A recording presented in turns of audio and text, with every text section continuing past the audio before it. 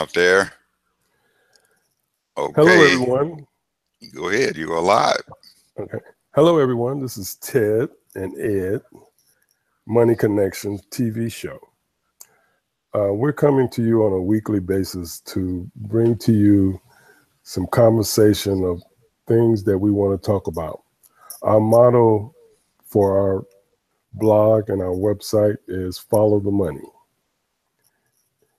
And we're going to start off with this conversation regarding our show on several different topics, headlines. We're going to talk about politics. We're going to talk about some business, and we're going to talk about our community. How you doing, Ed, today? I am doing great, Ted. How are you? I'm doing good. I'm doing good. You know, I'm here in Tampa, and you're over in Georgia. And although we are distance apart, yet still we still can connect with each other. So I'm looking forward to these weekly conversations. What about yourself? Oh man, this is great. I We started out doing this the early part of the year in January, doing interviews with all of our authors, and for some reason or another, we got into a kind of a doldrum and we stopped broadcasting. So right now, we want to let our audience know that we're going to be doing this every week. So we're looking forward to having them to follow us and look for us on YouTube, and we hope that whatever we talk about on these weekly broadcasts will be very, very insightful to our audience and to the people who are going to be following us.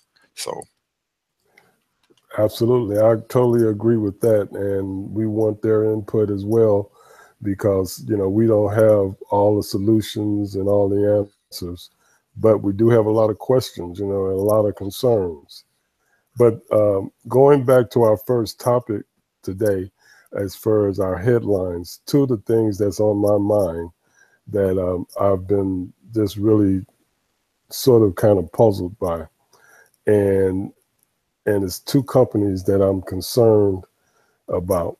And one is Foxconn. I'm sure some of the listeners have seen this company on TV, maybe heard about it. It's a company that's originated from out of China. And my understanding is that they have over 1.6 million employees. Now, uh, Foxconn is, in my mind, is an employment agency because what they do is they hire low-wage people all over the world, and they put them in positions to work for major corporations. One of the major corporations that they really work for, Foxconn, is Apple. Now, Foxconn has over 250,000 people that's working for Apple. That's over in China. And then they have other people in other countries around the world also working for Apple. And they do all the hiring, all the firing, and, but then still they're making a lot of products for Apple. Um, Now, recently they're saying they're going to invest roughly $10 billion in Wisconsin to build this plant. Now, the one thing that what I found out is that they plan on hiring about 3,000, and then down the road maybe another 10,000 with with this company in Wisconsin. But the numbers say that for those people that's going to be working there, it's going to cost each taxpayer household, basically $265,000 in Wisconsin, and that's gonna each employee is going to cost the taxpayer $1 million. Now, the thing is that all of this money, because what they're doing is giving them all these tax breaks to come in and build a factory and what have you. They're going to invest $10 billion, but Wisconsin is going to invest a lot more, and it's just for 3,000 jobs. 3,000 jobs at this time. Now, my question is this. Now, Ed, maybe you might have some insight on this, because I know that you're a big Apple follower. Excuse me. The one thing that I found out, they have these 250,000 people that's working over in China. Some of them are working for $5 a day. Some of them, working for $1 an hour or less. So why is this is not capitalism to me? This is pretty close to slavery, as far as the way they treat people over in China, building phones and TV sets and what have you. What are your views on that? Well, Ted, while you were talking there, I was doing some background on Foxconn, and actually Foxconn is a Taiwanese multinational company, and they're headquartered in New Taipei, Taiwan. But they, like you said, they do have different subsidiaries that are in other Far Eastern countries, and one of them is China. And they also have subsidiaries and stuff in South Korea also.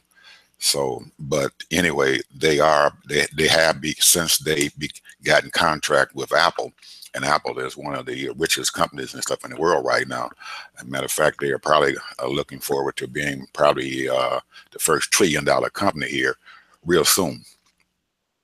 The stock market has really did them very well, but Foxconn has a lot of things going for themselves, and they're making a lot of money off of Apple, but they also are using very cheap slave labor to produce Apple's phones. Well, about 2 or 3 years ago, Apple was really concerned about, because of the public media out there talking about it, and they were really giving Apple a hard time because they were having their phones produced by slave laborers.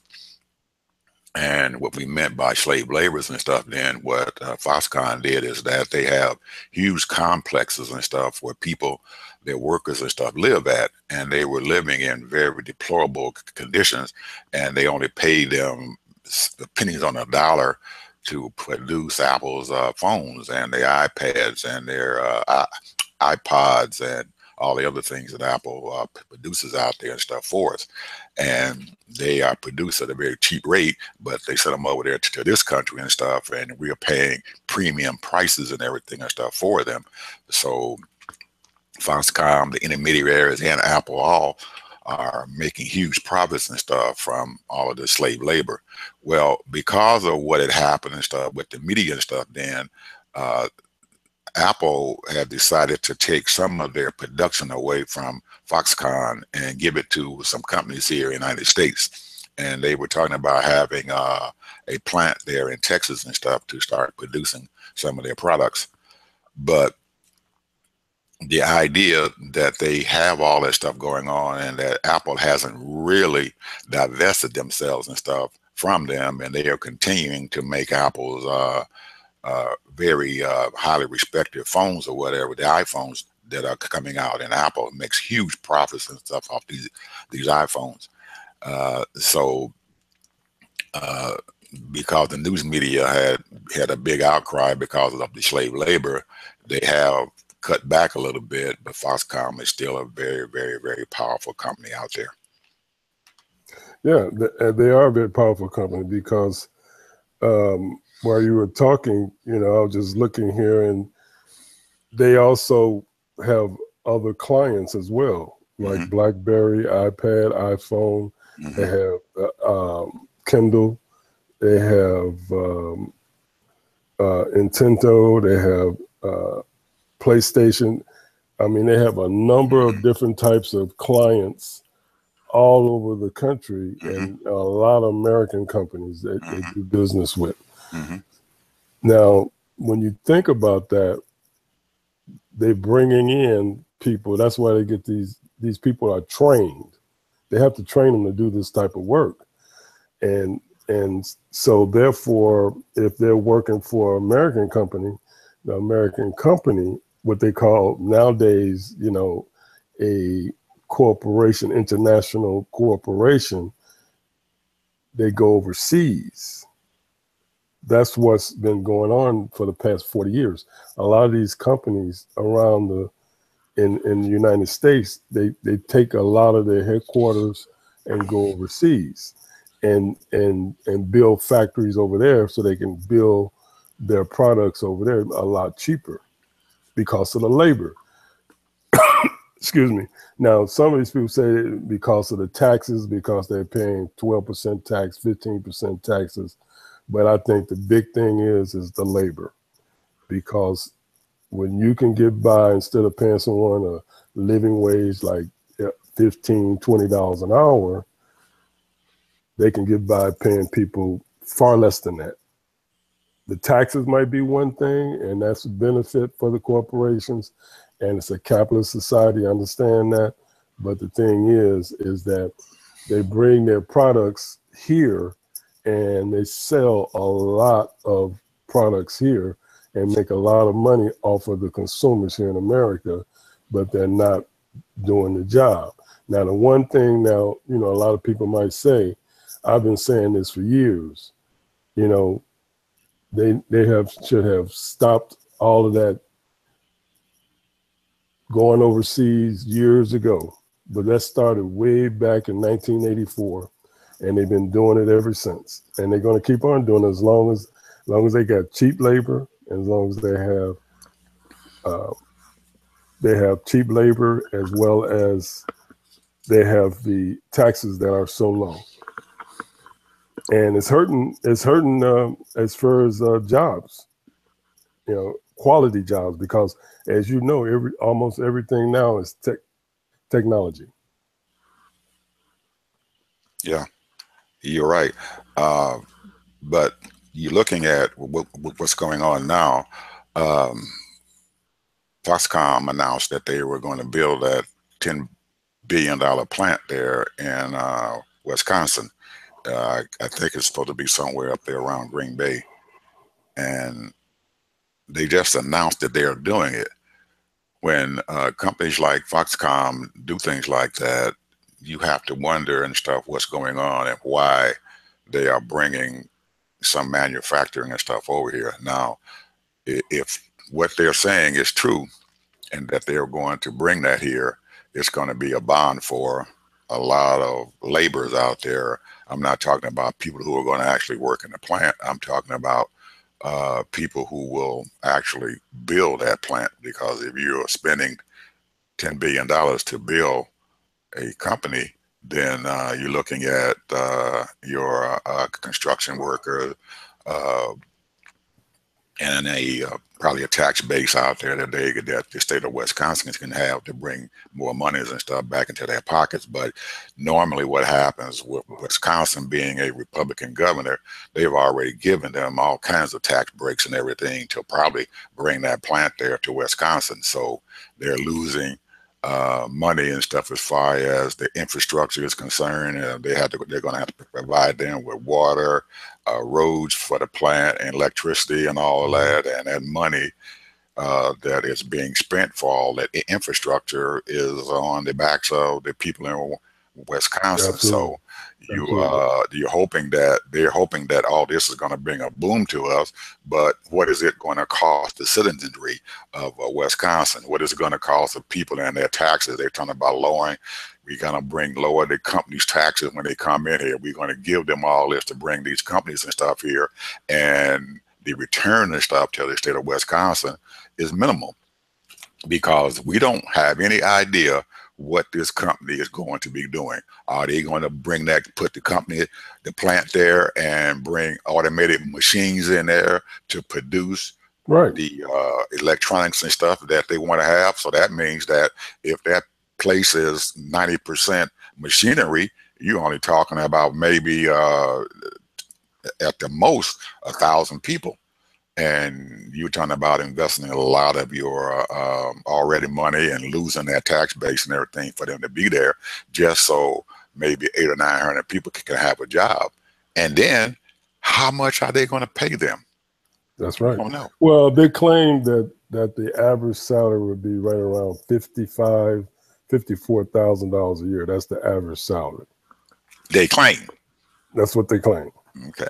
You know, so now the reason why I brought this up is that now here's a international company that's coming here. Now they're going to be making profits. That money is not going to stay here. That money is going back overseas. It's not going to stay in America. It's going to be, and then I can almost guarantee you that they won't be banking in with an American company. Those funds are going to be taken out. All those profits is going to be taken out. Whatever they sell, whatever they produce is going to be taken out. And that's on a grander scale when you're talking about a multi-billion dollar company. Yeah, you have to look at the details of the monster. You know, what's going on out there, what is really actually going to happen when you get this. It looks good when you have the president or the governor of Wisconsin saying, yes, we negotiated a big deal with Foxconn to bring a plant here to Wisconsin. But the devil is in the details. What are those details going to be? And even with those salaries that they're talking about getting $54,000, are they including the salaries and stuff of all the executives and stuff who are probably going to be foreigners who are coming over here making those salaries and everything? And by the time you include their salaries and stuff into that, and you got all those people there, and the bulk of the money is going to your executives, the people in there are not making actually making $54,000 a year, who's actually doing all the work. So absolutely. Well, I just wanted to bring those are my hot box subject matters, you know, as far as Apple and Foxconn. And because, you know, you can actually bring it to a smaller scale. You know, it's just like if someone comes into your community and opens up a business, but the thing is that they don't invest in the community. You know, they can be from another state. They can be from Texas or anywhere and come here in Tampa or anywhere, any small city, and open up a business, but they take those profits out. They make the products and they might hire a few people, you know, but the thing is that those profits are gone. They're left. They're not in the community. And that's what hurts the community, because those dollars are gone. One of the things that, you know, getting off on our next topic, you know, the thing that I'm sure that you're aware of, you know, it's some crazy politics that's going on right now. Just to sort of kind of, because it's all about following the money. It's all about following the money. And, you know, when you're following the money, then you know. So let me ask you something. What is your hot buttons as far as this politics, as far as following the money?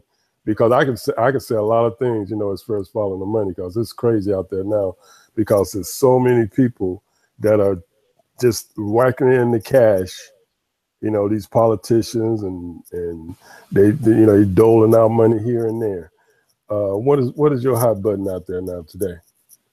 Well, my biggest hot button item out there is something that's been going on since probably February, when the House of Representatives started negotiating this repeal and replace for the Affordable Care Act. Well, you're talking about a program that covers 1/6 of your economy. And our economy is something running anywhere between $15 to $18 trillion. We're talking $1 trillion, not million, $1 trillion. We're closer And to trillion. We're closer to 20 trillion now. oh, okay. Well, 20 trillion. Okay.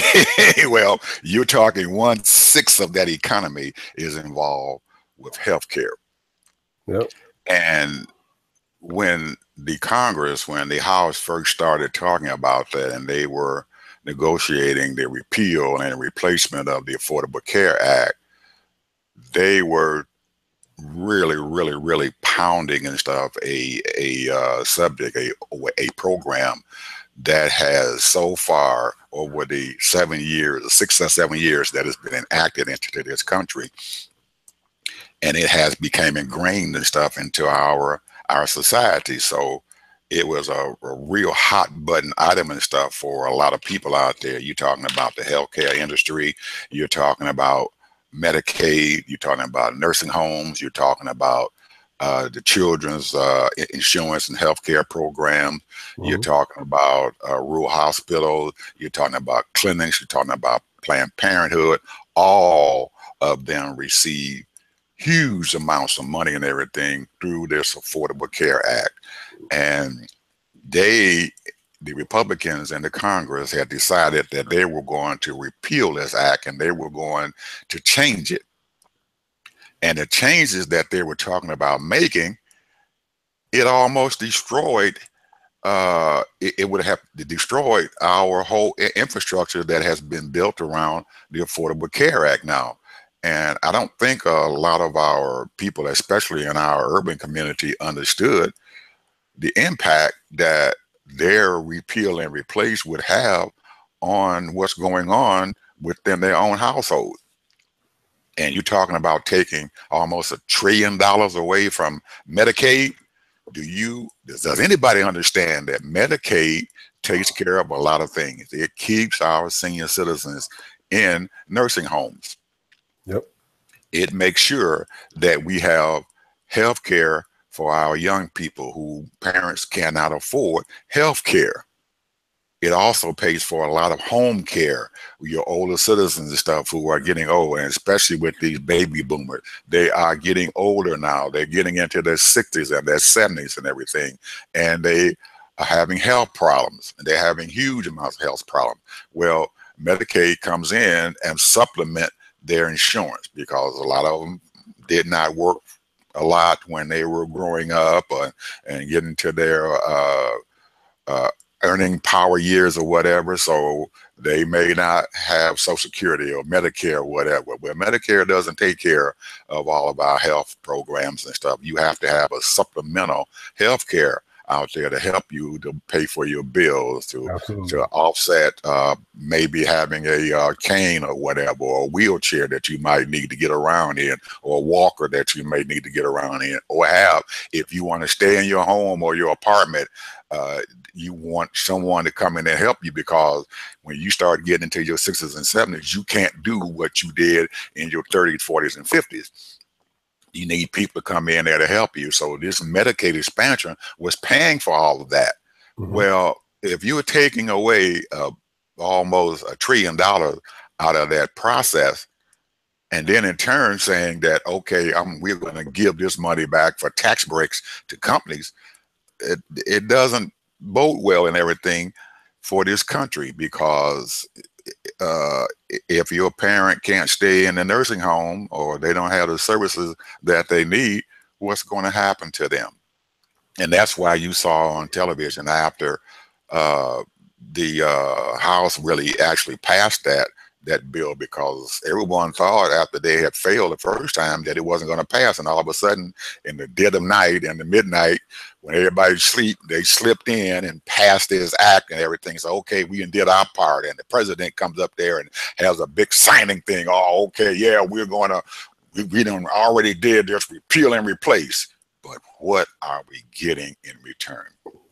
Nothing. Nothing. So that is my really hot button item, and I'm glad to see that there was a couple of people there in the Senate who really actually killed that bill and everything, and did not allow it to pass in the Senate. So It has not become act. Obama. Well, I don't like to call Obamacare. It is the Affordable Care Act, and I don't want to get into why it's called Obamacare, but that's a long story there. But anyway, it has so far right now taken away the Republicans repeal and replace part of what they wanted to do and what they've been campaigning on for about 8 years and stuff to get rid of this thing. So most of our senior citizens are safe now so far, but we have to still be aware that there are things that's coming down the pipes, and this tax cut. They're talking about going in there and taking away some of the monies and stuff from Medicaid anyway through the tax cut system. So we have to fight just as hard on this tax cut thing as we did with the Healthcare Act, the Affordable Healthcare Act and stuff, and stopping that from repealing and replacing that. But in the interim and stuff, it has to be, something has to be done to make sure that it's built up and it's a system and stuff that is there. So there are problems and stuff with it, and they have to be fixed. And if we don't fix those problems, and it's going to be that gloom and doom thing that everybody's talking about, well, it's going to fall apart. Well, it is if something is not done about it. But you have found now that there have been say 40 or 50 Republican in the House of Congress folks and stuff and everything, along with some Democrats who are talking about doing something to help fix it. But you don't find the Republican leadership and everything who are really endorsing what they're doing. So I'm hoping that those few senators and House representatives and stuff keep on going to try to do something to offset those problems and stuff that they're having in the Affordable Care Act. And if they don't do it and stuff, we're going to find out that that system and stuff is going to be really bad. But I also wanted to let the audience and stuff know that when you start talking about your health care and what is going on and where all this money and stuff that they're talking about, because 50% of that money and everything is not going to take care of the patients and stuff out there, or the children, and paying their health care insurance costs or whatever. And I'm hoping that some of them will look around and look at the huge amounts of money and stuff that this healthcare has caused, and the billionaires that are getting richer and stuff, and people who are millionaires are turning into billionaires and stuff because of all that money that they have passed down through the Affordable Health Care Act. There's a lot of money out there that they're spending and stuff. Huge amounts of money and stuff. You got these new healthcare complexes and stuff, all modern stuff and everything in there. And where did that money come from? It came from the Affordable Care Act. Yeah. Sure. Well, the money is there. And so they spend it. They're not spending it all on where it needs to go. I mean, if you really follow that money, a lot of people are still being left out for those that really need it. I mean, if you really look at it, because, they're going to try to, they're going to have their luxurious offices and what have you, just like the government. They're going to have their, the senators and congressmen, they have their, 5,000 or, 2,500 square foot offices and all of that. So, and that's all tax. A lot of that stuff is taxpayer money. A matter of fact, all of it is taxpayer money. That money that comes in is earmarked for those people. And a lot of people paid into Medicare, just like a lot of people paid in Social Security. Those are not freebies. Those are something that we've all paid into. Mm-hmm. Now, you have some people, they might spend more than what they put in, but but when a person, the way we're supposed to be as Americans, in my mind, those people that are unable to take care of themselves, those people that are unable to get around, it's our job to help them. So therefore, that's the reason why the taxes might be a little bit higher than other countries, because that's our system. Now, one of the major things that what people are trying, what they really want is, what do you call that? That single payer. That is Mm-hmm. one of the things that people are really fighting for. Then that way, everybody's on the same level. Now that'll wipe out all the insurance companies. You got these insurance companies, health insurance companies, executives making 20 million a year and with all kinds of benefits and what have you. And nobody grudging them from making 20 million, but that's coming out of the tax. Those are taxpayer dollars. A lot of that money, extra money that they've been getting for the last 4, 5, 6, 7 years. Mm-hmm. And a lot of them have been making that money out for a long time because they still have to have insurance because they have to go through Medicaid for some of Mm-hmm. these insurance companies. So, Well, the first thing that we might have to worry about is that anything that they enact is going to have some problems. I don't care if you have the Affordable Care Act, or you are repealing and trying to do something else with the money and everything and taking it away, or you're in that single payer uh, realm that some people are talking about, especially Bernie Sanders. He's talking about that single payer. And Republicans and stuff are fighting it because they're saying that's a socialist program. And in the last 10 or 12 years and stuff, when you start saying socialism, it enacts an idea and stuff that we're talking about doing, being a communist country, but it's actually not. It's socialism and stuff, or a social program like Senator Sanders is talking about. It takes care of, like you said, everybody. Everybody's on the same plane. But and he's talking about things that are going on in those European countries and stuff like Switzerland and Denmark and all of them. They have single payer programs and stuff out there for healthcare for its citizenry. Canada has the same thing going on for that single payer thing. Well, their system is not perfect, but they have flaws and stuff in it, but they do give their people quality health care through that single payer program.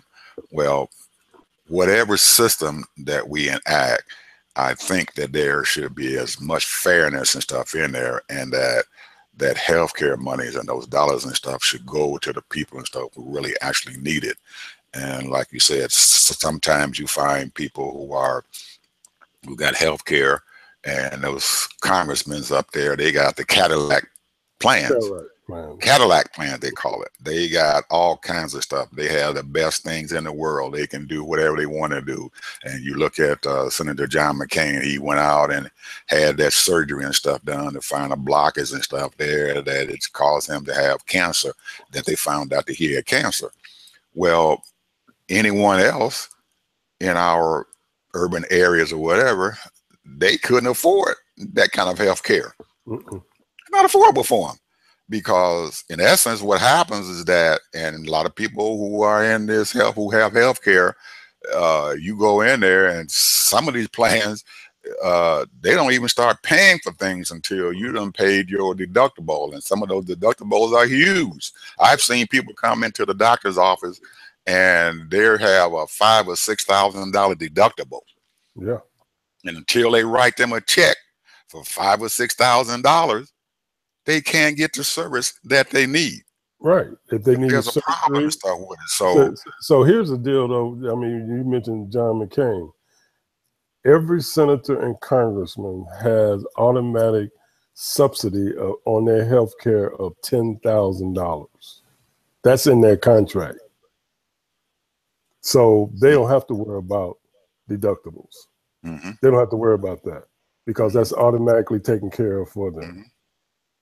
Like you said, Cadillac. They have the Cadillac insurance. That Cadillac surgery cost over $70,000. So like you said, when your experience going into the doctor's office and somebody needed surgery, they have to pay that $5,000 or $6,000 deductible. Absolutely. And the fact is that if they don't pay the $5,000 or $6,000, they don't even know what kind of problem they have, because the doctor's going to say, well, but until you pay this, you can't come in, because when he went in, he had no idea that he had cancer and stuff there. But they had to do the surgery to find out that he had cancer. So if you can't pay the $5,000 or $6,000, they can't even start the surgery to even find out, to fix your problem, or to find out if there's another problem that you are having that's causing you even more harm. So if you can't get that service, initial service, you can't find out if there's a serious problem and stuff that you might have.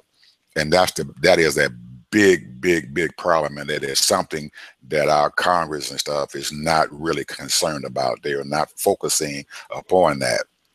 I am, because I see it going on. I'm looking at it every day, walking to the doctor's office, and I'm not sick right now. Hopefully I'll be okay and healthy for a long time, but I do go and get my regular physicals every year, and that's what we need, and that's what the Affordable Care Act allowed us to have. Once a year, you're allowed to have a free physical that is paid for without a deductible.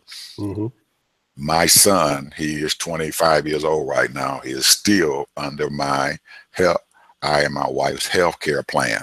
Those things and stuff are, we became so now that it became something that we cannot let go. Yeah, it's priceless. I mean, it's personal, because we found out when he got 24 years old that he was diabetic.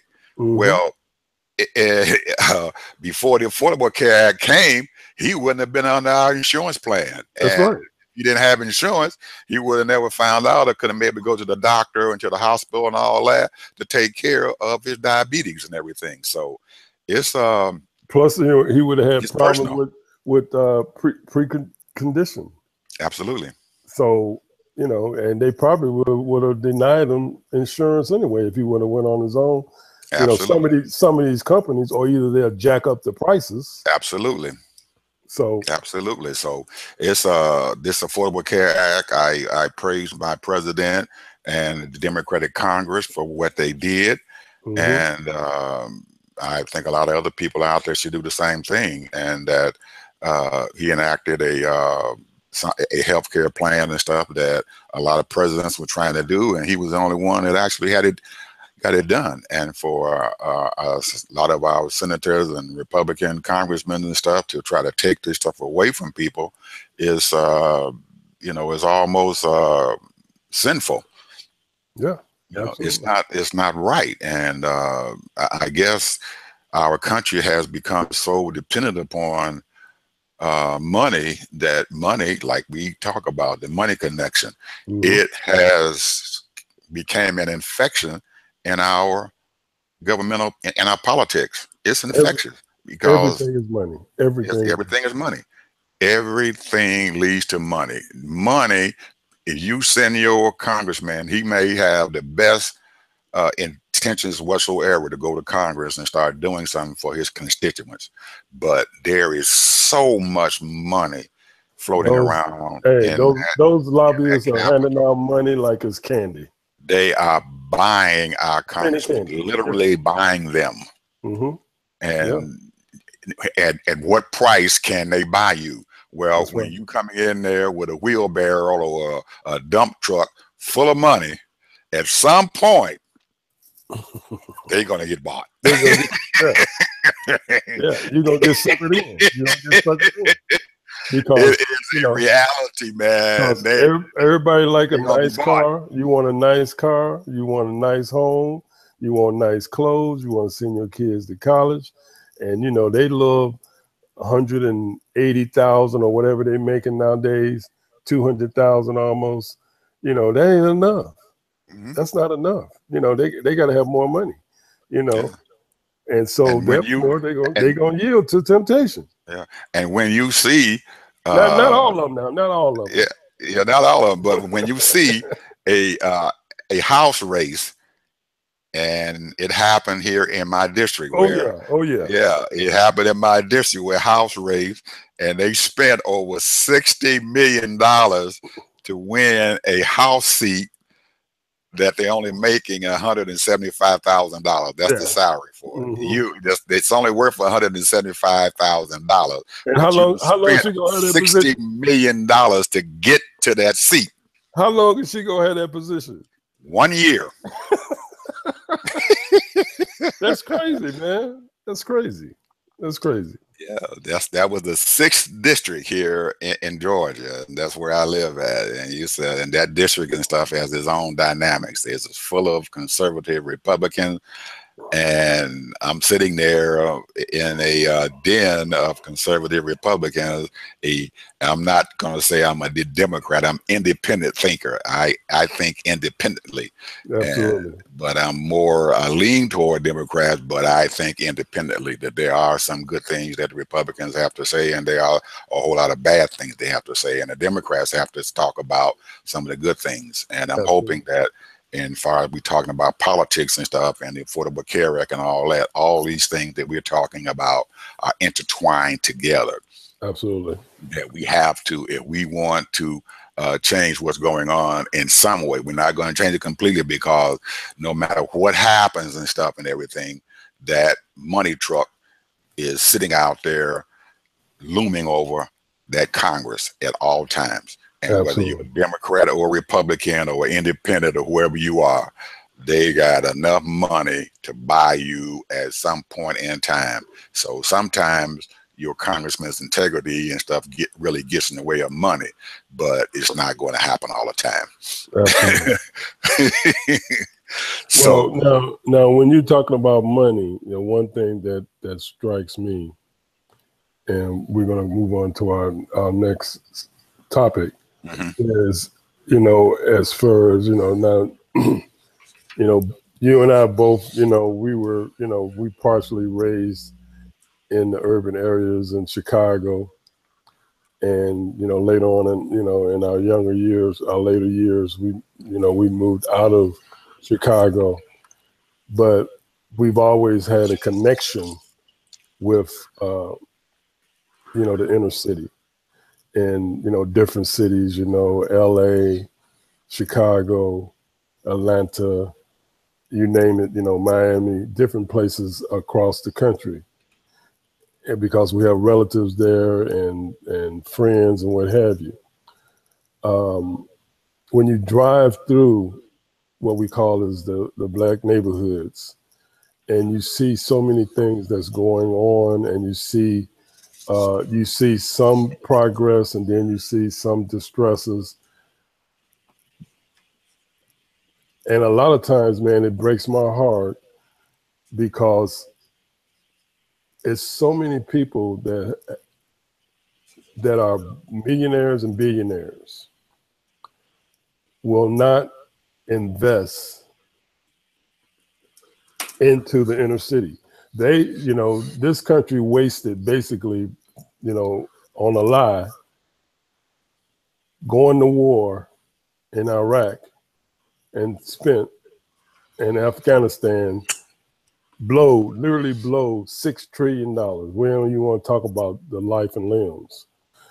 And that money could have been spent on a greater good as far as uplifting all people. Now, the thing is that those were tax dollars that were spent. And to me, that is a crime. That's just the way I feel about it, because we're talking about mass transit improvements, transportation. We're talking about roads. We're talking, trains and all of those things that, even better schools and all of that. But yet and still, they went over and they're consistently spending enormous amount of money on wars that can be prevented or should have never started. So now my thing is what is your feelings as far as what are some of the solutions that we can come up with And, you know, and I hope our audience get involved, and maybe they might have some opinion. I'm sure they will, and they do have. But what do you think is for some of our solutions? I mean, you know, there are tons of people that's out there that are trying to do some great things in the inner city, and all kinds of organizations are doing great jobs and all that. But there's so many people doing bits here, bits there, and it's not really coming together fully. Now that's where I'm seeing it. And then another problem is that it's capital. It takes money to make money. And you have all of these bright people that's out there with college degrees, engineering degrees. They have there are construction workers, all kinds of people that's ready to do things, but they don't have the capital. Now that's what I'm looking at. That's what I'm seeing. You know, when I talk to business people, when I talk to people on the street and what have you, people that want to start their businesses, they need capital. They try to go to the bank. The bank is not doing nothing for them unless you've been in business for 2 years. So to me, you know, that's the issue with me. You know, why aren't all of these people that's out there doing, you know, coming together and really tackling? Each city have their own unique problems. But I think that if we all came together, people I'm talking about with money, capital to invest. Oh yeah, it's nice. You can go ahead on and invest in Apple, and you can make your, you know, whatever you're making, you know, off of those shares and what have you. But what about the greater good as far as the inner city? Because most of us came from the South, moved to the East Coast or the West Coast in the big cities and the urban areas. And we was raised, because I know my parents came from the South and they migrated to Chicago. So I'm trying to figure out what has happened. Well, let's get back to your first statement you made about our government spending all that money and stuff on a war, on a unnecessary war, and most of our audience should remember back to where they started at. They started with George W. Bush right after 9/11 in 2001, and his decision to take this country to war. He used a lot of erroneous information and whatever he could to get this country into a war that was not needed. And for whatever reason he did that, that's another story and stuff in itself. But he did that, and now we paid for that whole tenfold. Well, we talking about governmental money and stuff that's going to pay for that war. Well, he convinced the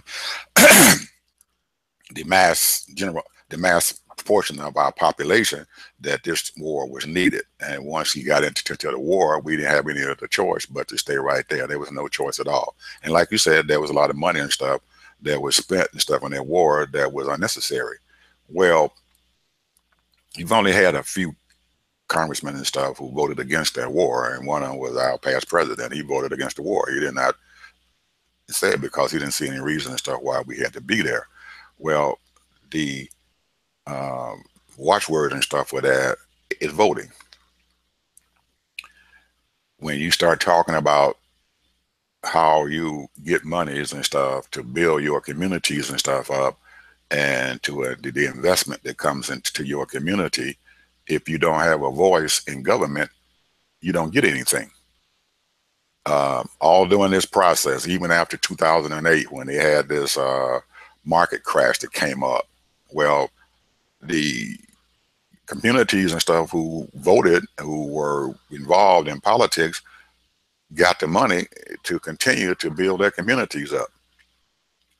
When you have our population out there and you walk through their communities and stuff, and you're right, there is no reason in the world and stuff why we shouldn't have some investments and stuff going into our communities or whatever, because those investments create jobs. Those investments and stuff allow corporations or companies and stuff to come in and bring their businesses and stuff in there. But when your infrastructure looks so bad that you cannot, and if I've got $1 billion and I want to invest in that community, the first thing I'm going to do is I'm going to look at that community and everything, and I'm going to say, why in the hell would I bring my business and stuff here? Because the employees that I need to staff up this company or whatever are not going to come from this community, because most of the people in the community are uneducated. They haven't gotten themselves together.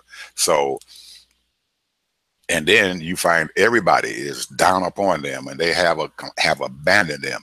When your government abandons you, then that is almost like a guy or a woman who was in prison and stuff. The last person they say who is going to write you is your mother. All your friends going to leave you first, and then your mother. Well, the government is like your mother. When the government abandons you and don't invest money and stuff into your area, into your community, then you at the end of your road. So we are not doing the best thing that we can do, and that is to get involved into that political system, because that's where that money is at, to build up your infrastructure and build your community and stuff back up. And once you build that community back up, then you make that community attractive to companies and stuff to come in and to invest more things. I'm going to give you a perfect example of what happened. I own some property in another town and stuff where I live at, and the town is called Union City. It's right next to where my house is in another town. But Union City is mostly a minority community. Well, the movie industry has started to move their movie companies, their media companies and stuff here into the Atlanta, Georgia area. There was a movie company that came in, and they saw a desirable piece of property, which was an abandoned shopping mall that had been sitting there for years and stuff, abandoned. It was decaying. Well, the city council and everything went in and invited them to come in to their community. Well, they had to make a commitment to this company who brought in their media company and stuff to start doing movies and TV shows and all of that. And part of what they had to commit to was to spend some money out of their political coffer to build up their infrastructure, to improve their water lines that are coming inside that huge complex that they were building. And they had to take some and invest money into improving their roads, so their people can get in and out, can have a clean thoroughfare to come inside their property. And once they committed to doing all that for them, then they said, okay, we will now put our media company and stuff here into Union City, which is dominated by mostly people of color who are in charge of majority of the city council. So because they did that, now their media company is sitting there. Well, there's money that's going to be coming back into the community now, because the people who work there are going to have jobs or whatever that's going to happen, and they're going to be able to do something and stuff there. And but they had to make it attractive for these companies to come in.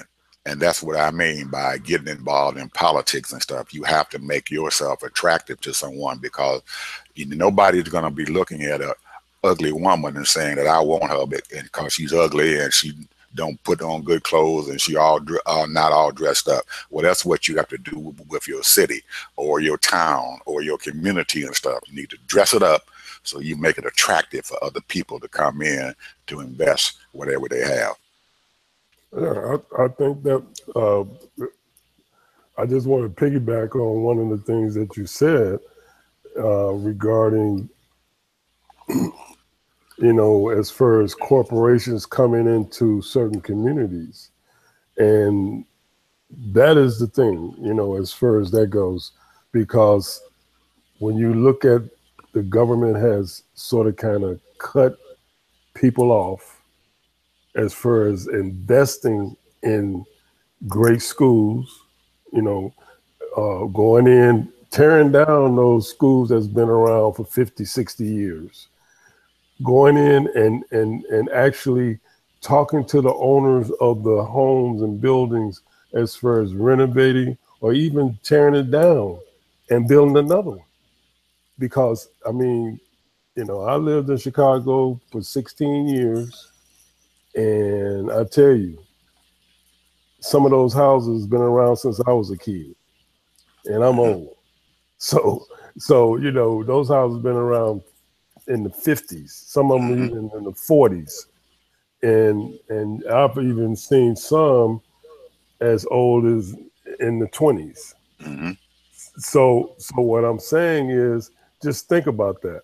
I mean, because if it hasn't been kept up, if it hasn't, the plumbing and all of that stuff hasn't been renovated, and the outside looking modern and what have you, and then also the schooling, those types of things can be a deterrent for corporations to come in, because they're looking at those workers, they're looking at the people, you know, how educated they are. Because really, you know, a college education, you know, there's only certain degrees that are professional. Mm-hmm. You know, and, you know, when you go into your master's and all of that, then you specifying in certain things. But basically, a lot of the jobs that can be available is OJP, Mm-hmm. on the job training, OJT, Mm-hmm. on the job training. And so if you, as long as you can read and you can write a little bit and you got a little, you know, a little math, and you can learn how to do that job for those corporations that really want to invest in certain communities. Mm-hmm. And that's the issue right now. They'd rather go overseas, build up their infrastructure. You know, Walmart can spend billions of dollars building up China's infrastructure so that they can build a Walmarts over there. Mm-hmm. But then still, you got companies that goes overseas and they invest money over there. They invest in the training for the employees over there, but they won't do it for the urban areas. Mm-hmm. They won't do it. And now, and it's not because of lack of leadership, because there's a lot of great leaders in every city in this country, you know, and all you have, you know, and I know they're knocking on doors because they're asking for jobs and employ the people, even if that people have to go 20, 30 miles to work. Mm-hmm. But they won't come into the city and invest and have a business there to train people and to give them an opportunity for a job. You know, I mean, Well, nobody. we have to speak up, Ted. We have to, and our community out there, we have to open up. And the squeaky wheel gets the grease. You Yeah. don't speak up, you're not going to get anything, and that's including anything that's out there in politics, in business, or whatever. You have to be proactive about anything that's going on. If you're not proactive about your house, it's going to fall down. If you're not proactive about educating your children, the education is not going to happen. If you're not proactive about your health care, it is not going to happen. Bad things are going to happen. So we have to open our mouths and start talking. We have to open our mouths and start saying, hey, this is what's needed over here. Now, you might not get everything you want, but you're going to be able to get something. So our community and stuff has to open their mouths up and start saying something and be consistent. And when you open your mouth up, don't just be a reactionary community. When something happens and stuff, you go, and then after a while, it just goes back down. And most of your politicians or whatever and your governmental agency, as far as your state government and all that, they understand that. We are not going to continue to be putting pressure upon the people that we need to put pressure on to get the things that we need.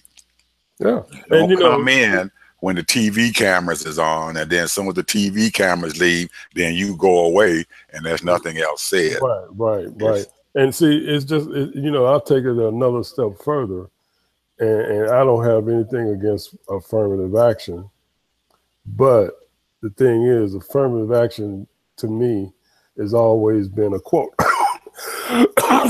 excuse me, a quota system, which to a certain degree is nothing wrong with that, because, you know, if you walk into any corporation, and let me tell you, I worked for 5 Fortune 500 corporations, and when I used to walk through the offices of these corporations, you'd be lucky if you saw a black face, anybody of color. You know, you understand? Because the fact is, there's only maybe 2% or 3% in each one of these large corporations. So what I'm saying is, there's nothing wrong with a quota to a certain degree, because at least those, you know, you're giving people that you normally don't hire a position, making some funds, you know, giving them a job, giving them a career. But at the same time, instead of asking to go to their jobs, what you should be doing, because you're spending all that money, you should be demanding that they put those, the next time they build something, build it in your city, build it in your neighborhood. You know, demanding them to say, look, here, go to the CEO. A lot of these CEOs are very open to a lot of things if you make a commitment to them that, you know, you want to do that. Or nowadays, you know, a lot of people talking about be an entrepreneur, do this, do that. But, you know, to be an entrepreneur, you got to have a product. You can't be, you know, you got to have a product. Be an entrepreneur, you know, you got to make that product yourself. You can't just buy somebody's product and then sell it for profit. You know, make 10 cents on the dollar or 20 cents on the dollar. You know, you still, the person that you buying that product from is the one that's really making the money. You know, unless you're a real entrepreneur and you starting off and you making your own shoes, you making your own shirt from scratch, your own whatever from scratch, that to me is what business is all about. And right now, you know, there's not too many people of color that's doing that in the urban areas. You know, I mean, you got people now, you know, they doing just like Trump doing. You know, they just put their name on it, but somebody overseas is making it. So, you know, that right there is not creating jobs. You know, you might create a few jobs, you know, here and there, but there's nobody really making the stuff that you call yourself putting your name on. You know. So that's the thing.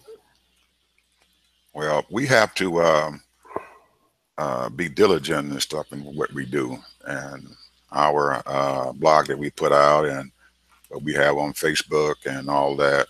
We're hoping that our audience comes in and look at what we have to put out there. We have articles that's going to be coming in there talking about money. There are articles and stuff out there now, and there's a huge archive of a lot of articles that we have written to inform our public about following the money.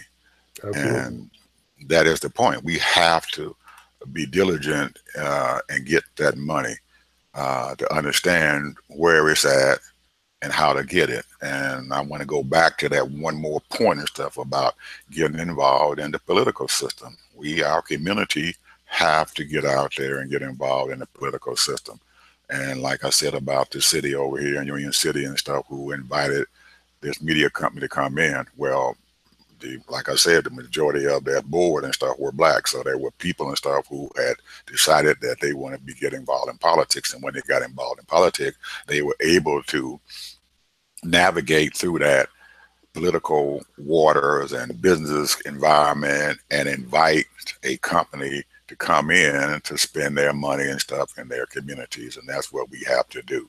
If you don't have people who are your elected officials who are proactive out there, who are helping to take some of those governmental dollars, whether they're in the city government or in the state government or in the federal government, you have to stay on top of your representatives and say, this is what we want, this is what we need, this is what's going to improve our community. And well, I remember in the older days and stuff, and people talked a lot about, we lived in Chicago, and I know you remember Richard Daley. Oh yeah. And old Daddy Daley, he was the son of a gun. He was a nasty little rascal. But I bet you what, their motto and stuff for the city of Chicago was the city that works. Yes. And Daley made daggone sure that his city worked, that everybody in there worked, and they kept those communities clean. I don't care where it was at. They picked the garbage up and they made sure the streets stayed clean, and he kept people out there working at all times, doing all kinds of jobs.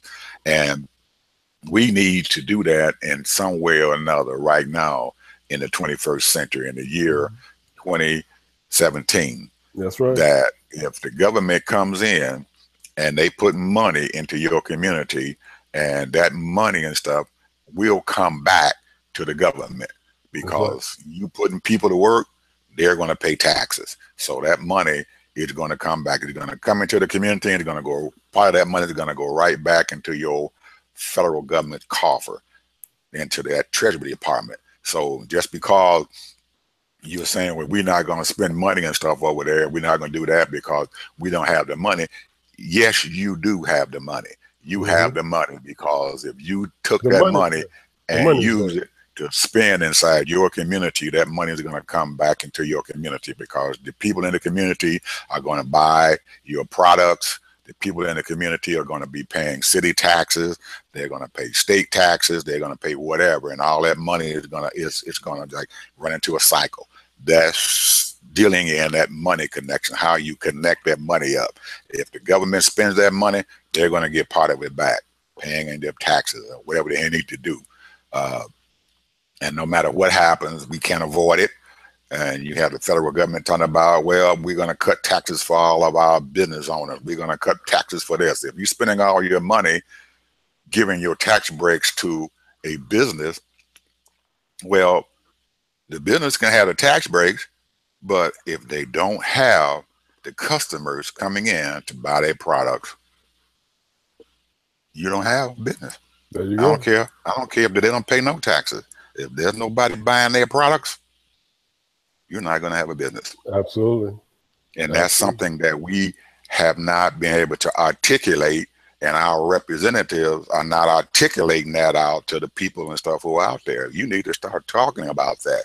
We need to put money here. If you don't, you can't keep on putting money into cutting taxes for business or cutting taxes for rich people. They're not the ones who are keeping your economy flowing. The people who keep your economy flowing are the people who are the ones who are consuming your products. That's right. Every day. When Ford Motor Company first came on board and they started mass producing cars, Ford paid their workers a living wage, and then their workers turned around and bought Ford's cars. Absolutely. Absolutely. You read my kept mind. Ford in business. Absolutely. You can't pay people $7 or $8 an hour and hope that they are going to keep your business flowing when they can't do it, because their overhead is more than $7 or $8 an hour. You have to pay them a minimum, and $15 is nothing nowadays to pay people. They need to be paid more. Absolutely. Absolutely. So they can buy your products. If they're buying your products, you're going to stay in business. They're not buying your products, I don't care how much tax. You don't have to pay zero taxes. But if nobody is buying your products, you are not going to keep your door open. Absolutely. Well, look here. We have talked pretty close to an hour. I think over an hour. Okay. So I hope our audience sort of is engaged, you know, and we gave them some food for thought. And we like for our audience, those listening to us, you know, whether it's live or whether it's down the road, you know, and you click on and you spend the time to listen to us. We want you to be engaged. We want your input. We would love your input. And we want you to be engaged in the community. A lot of our topics is going to be about just that, talking about different situations, how we can improve our future. A lot of smart young people that's out there, you know, and know what's going on. So we just want to encourage you to be engaged and stay focused. And at this time, you know, like Ed, if you have any last departing words. No, I don't. I'm just hoping that our viewers will come back, and we will see you all next week at same time, 9 o'clock on Saturday.